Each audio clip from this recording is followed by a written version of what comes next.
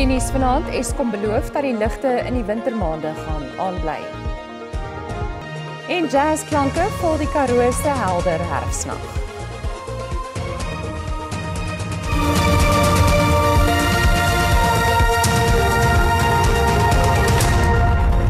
Goeienaand en welkom by die nuus in Afrikaans. Eskom verwag geen beurtkrag die winter nie, mits onvoorsiene kragonderbrekings tot 13.000 megawatt of minder beperk kan word.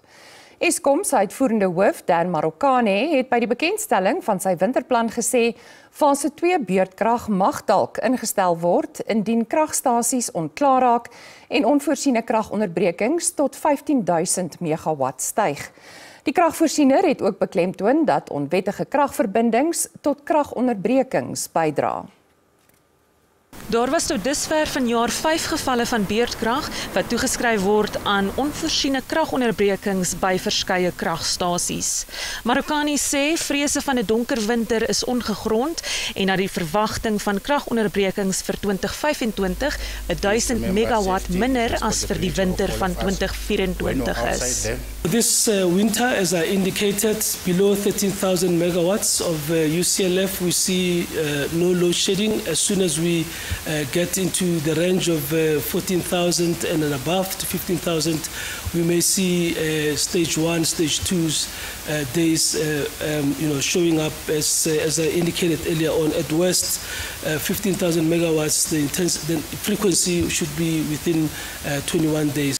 Eskom sê onwettige kragverbindings bly 'n bedreiging vir energiesekuriteit, terwyl sommige munisipaliteite sal voortgaan met maatreëls om die druk op die kragnetwerk te reguleer.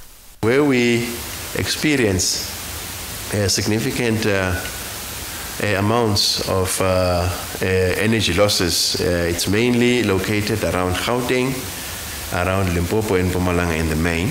Die minister van elektrisiteit, Dr. Gosiyenso Ramaggopa, sê wetgewing is ook goedgekeur waar volgens die private sektor tot die land se kragnetwerk kan bydra. The reforms that President Ramaphosa announced as part of the broader package of the Energy Action Plan, you remember, and he had 5 outcomes. Now we are delivering on that. So now the South African electricity legal architecture provides for private sector participation. Eskom moedig verbruikers tydens energiebesparingsmaand aan om krag spaarsamig te gebruik. Die regering is vasbeslote om die omstrede 100 miljard rand transformasiefonds op die been te bring en die versekering gegee dat maatreëls ingestel sal word om dit teen korrupsie te beskerm. Die fonds moet die insluiting van swart sakeondernemings en klein ondernemings in die ekonomie versnel deur befondsing en tegniese vaardighede te verskaf. Die regering hoop om vrywillige skenkings uit die private en openbare sektore oor die volgende 5 jaar in te samel. Die DA het vroeër die instelling van die fonds verwerp en as rasgegrond en onverantwoordelik beskryf. Adjunkt-president Paul Mashatile was die hoofspreker by 'n sakeontbyt oor die fonds wat die Departement van Handel, Nywerheid en Mededinging in Pretoria aangebied het.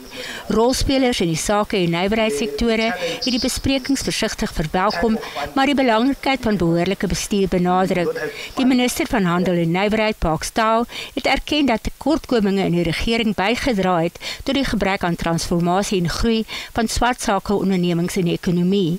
The limitation on our side has been access to finance, it has been access to enterprise and supply development opportunities. And yes, we've taken that criticism as constructive criticism. Mashatile het die belangrikheid van inklusiewe ekonomiese groei beklemtoon. Hy sê ondanks 31 jaar van vryheid moet baie werk nog gedoen word. It is the overarching goal of government to encourage the development of an inclusive economy. And I had one of the speakers in the panel did emphasize that, I think it was Mr. Munake, that inclusivity is critical. Ours is to create equitable economic growth that benefits everyone in all corners of our country. Die Nasionale Afrika Federale Kamer van Koophandel, NAFCOC, sê kleinsakeondernemings wag al lankal vir die regering om tussen beide te tree. The initiative is too good, but they're rather too late. All what we are saying is that immediately after 1994, we should have actually moved into an economic CODESA. The first issue which should have been addressed by the first cabinet of our republic. But however, maybe there is still time. Ontluikende ondernemings het die stigting van die fonds verwelkom. Hulle het benadruk dat dit behoorlik geïmplementeer moet word en gevra vir die gelyke verdeling van die geld. Die publiek het nog tot die 28ste van die maand om kommentaar te lewer oor die fonds. Die Demokratiese Alliansie pak môre die wettigheid van die wysigingswet op gelyke indiensneming in die Noord-Gautengse Hooggeregshof in Pretoria. Die DA voer aan dat die wet minderheidsgroepe in die land, soos in die Wes-Kaap, en die Indeergemeenskap in KwaZulu-Natal gaan benadeel. Die federale voorsitter van die party, Helen Zille, sê raswette skrik beleggers af. Dit is ook van die aantuigings wat die FSA-president Donald Trump en sy miljardêr vriend Elon Musk maak. Die DA verwys na die gelyke indiensnemingwet as 'n rasregister. Die party neem die regering en die minister van Arbeid hof toe oor die wetgewing wat hy as drakonies en ongrondwetlik beskryf. You can't just do anything in the name of redress and claim it is fair discrimination. There's a benchmark that has to be reached to qualify as fair discrimination under Section 9.2. And this Act fails that benchmark test 100%, we believe. And that is the primary constitutional argument that we will be making in court. We have a technical argument as well, which is that this Act should have been tagged under Section 76 of the Constitution because it has such a profound impact on many of the provinces. ANC-president Cyril Ramaphosa glo dat die DA 'n wanvoorstelling van die grondwet maak met betrekking tot die wet op gelyke indiensneming. Terwyl die DA sê dat die raswette beleggers afskrik, sê Ramaphosa die wet spreek die ongelykhede van die verlede aan. We must go and read our constitution very clearly and very carefully, because what we are seeking to do is to transform our country and to ensure that what apartheid bequeathed us is something that we correct. So the Employment Equity Act is aimed at doing that. Die DA bevraagteken die wetlikheid van afdeling 15A van die wet op gelyke indiensneming.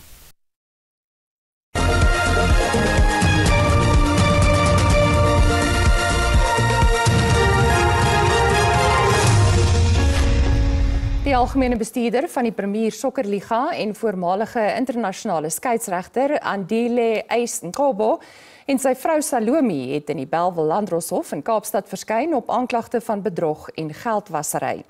Hulle het glo ongeveer 12 jaar gelede sowat 13 miljoen rand se befondsing van Petro SA ontvang om in die Oos-Kaap 'n skool te bou en 'n kleuterskool op te knap.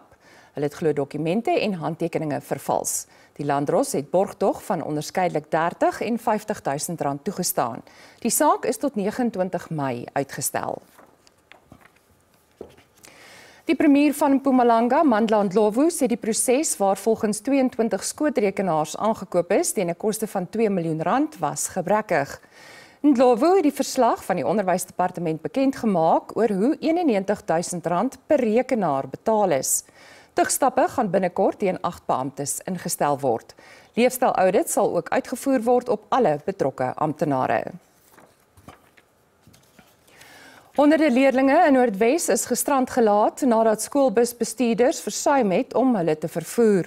Skole het na 'n week se bykomende vakansie heropen, maar die bestuurders in die provinsie het geweier om te werk weens 'n langdurige geskil met die departement oor uitstaande betalings. Sommige bestuurders sê hulle is sedert einde November verlede jaar nie betaal nie. Woedende ouers eis optrede van die departement van vervoer. Dit is onseker of leerlinge môre vervoer sal hê skool toe. Die Suid-Afrikaanse Munisipale Werkersvakbond sê die Nasionale Departement van Samewerkende Regering en Tradisionele Sake moet ingryp na nog 'n skietvoorval by die Dietsobotla munisipaliteit in Lichtenburg, Noordwes. SAMU sê die skietvoorval tussen twee strydige veiligheidsmaatskappye het 'n nadelige uitwerking op veiligheid en dienslewering in die munisipaliteit. In Maart is twee munisipale werkers geskiet tydens 'n konfrontasie tussen munisipale werkers en die voormalige munisipale bestuurder. Met minder as 48 uur oor voor die konklaaf om 'n nuwe paus te verkies, is daar nog geen duidelikheid oor wie die opvolger vir Paus Franciscus gaan wees nie. Die 133 kardinale wat betrokke is by die verkiesing van die nuwe paus is almal in die Vatikaanstad saamgetrek. Hulle hou daagliks vergaderings oor die uitdagings wat die Katolieke Kerk met sy meer as 1 miljard lede in die gesig staar. Toesprake deur die onderskeie kerklikes oor die toekoms van die kerk en geloof wêreldwyd word as deurslaggewend beskou vir 'n besluit oor wie tot paus verkies gaan word. Onder die gunstelinge vir die amp is die Italiaanse kardinaal Pietro Parolin en kardinaal Luis Antonio Tagle van die Filippyne. Klopjagte is in die Johannesburg en Durban sakekerns uitgevoer in 'n poging om dit weer veilig te maak. Dit en nog meer net hierna.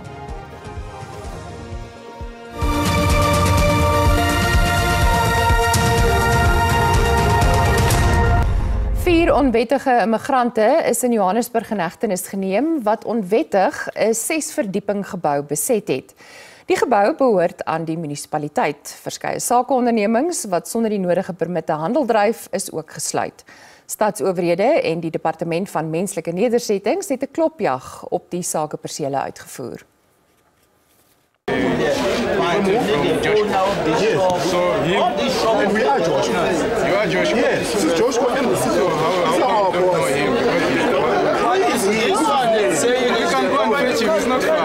Die stad Johannesburg eis sy kommersiële eiendomme van valse besighede en verhuurders terug.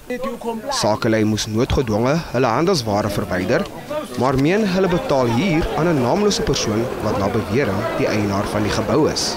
Some of them are saying they've been paying rent, but they do not have lease agreement. And they are citing that there is someone that they've been paying to, something that we do not understand. And George Corp, because Group Forensic Investigation is also here, they will then need to assist us to investigate, because we need to root out all the corruption that have been existing within our system. And we need to make sure that our system is protected. Die stad sê hy het geen huurooreenkomste vir die geboue in plek nie. Some of the spaces, the tenants were issued with a notice of termination 3 years ago. They refused to vacate the sites and they are operating illegal businesses, businesses that should not be operating here. And when we tried to engage with them, they had audacity to tell us that they are not going to vacate because they have been operating illegally for a very long time. 'n Winkel en 'n restaurant is ook gesluit wat vervalste goedere verkoop en met 'n vervalste huurooreenkoms handel dryf. Intussen is inwoners van Durban vasbeslote om die stad weer veilig te maak. Hulle wil haweloses uit die stad verskuif wat van onwettige bedrywighede verdink word. Na 'n gesamentlike klopjag verlede jaar deur die polisie en die regeringsdepartemente naby die hawe, was honderde haweloses behoorlik sonder heenkome. Hulle het toe skuilings in die nabygeleë Albert Park opgerig. Inwoners in die omgewing sê rooftogte en diefstal neem toe in die park. Die haweloses sê hulle probeer desperaat om 'n bestaan te maak, maar erken dat sommige misdade pleeg. Die stad sê hy het probeer om saam met haweloses te werk om ander verblyf vir die groep te vind. The reason why for the deputy mayor to come here is because we respect the human rights. We said, Deputy Mayor, let us go and engage these people. Those who wants to go to the shelters, we got 2 shelters for now so that we can accommodate them. But they decided to run away. This is where we started to define them as the criminals. We started to put up the fence. The fence has been put up. So maybe somewhere next week we are going to complete the fence and making sure that this park back to the people And these people, they will never come back here. Inwoners beplan om Albert Park te omhein om dit veiliger te maak.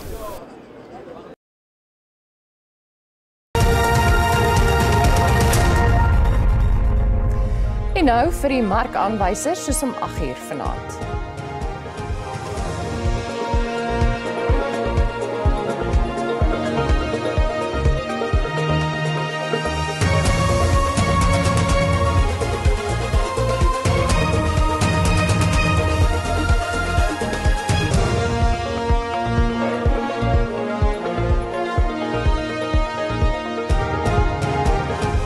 Sportnuus en die weer volg net hierna, bly ingeskakel.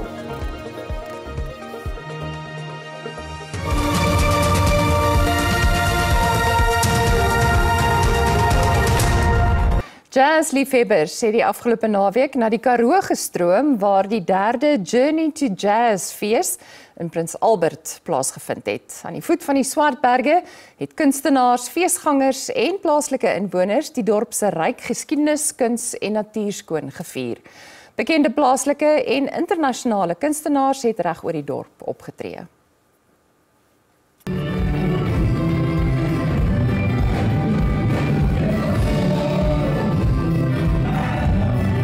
Die soetmelodie van jazz het deur die Swartberge weergalm. Prins Albert het weer eens bewys dat dit nie net 'n jazzfees is nie, maar dit is 'n lewende kulturele beweging met aanhangers van die genre wat in groot getalle opgedaag het. Die fees is die breinkind van die gemeenskap, die Prins Albert Community Trust, waar plaaslike jeug ingespan word en die leiersels oorneem.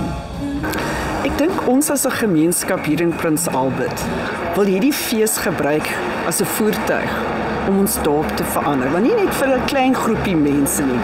Ons wil almal betrokke hê, van Noordtuin af tot die Swartbergpas toe. En dat almal deel voel van hierdie fees, van die kleintjies tot die ou mense. En dat almal voordeel uittrek uit hierdie fees uit. En dat ons amper van, jy weet, kom ons sê 'n mentaliteit van ons sukkel tot een waar ons almal vooruit gaan verander. As die fees dit kan doen aan Prins Albert, dan is dit 'n wenner. Die fees het ook hulde gebring aan Elf Khumalo, een van Suid-Afrika se mees bekende en bekwame fotojoernaliste. Khumalo se beelde van kunstenaars wat tydens die hoogtepunt van die land se jazztoneel vasgelees is uitgestal. As somebody said, it was essentially the documentation process of art being made, which is quite beautiful. And the product, as you can see, are some really incredibly lyrical and quite gorgeous images. And just if you consider for the artists themselves to have timed it so well to be in the right place at that right time to produce these incredible and quite timeless images of great South African musicians. Besoekers het ook aan 'n ware Prins Albert kulturele ervaring deelgeneem, die spookwandeling. 'n Samekoms teen skemer wat jou 'n blik op die dorp se fascinerende geskiedenis, sowel as sy bonatuurlike karakters bied. You'll rarely find graves simply piled with rocks like this. And that was because there's just below the surface, there's a broad ridge of tillite, a very hard rock, so the graves are very shallow. So in the 1840s through to the 1880s, they piled earth and rocks over the bodies, and so we have this unusual graveyard. And it's quite noisy. If you come back later after dark, you might hear some conversations going on. 'n Rekordgetal besoekers is vanjaar aangeteken. Tanya Krause, SAK nuus, Prins Albert in die Karoo. En dit bring ons aan die einde van die Afrikaanse Bulletin. Totsiens tot môre aand.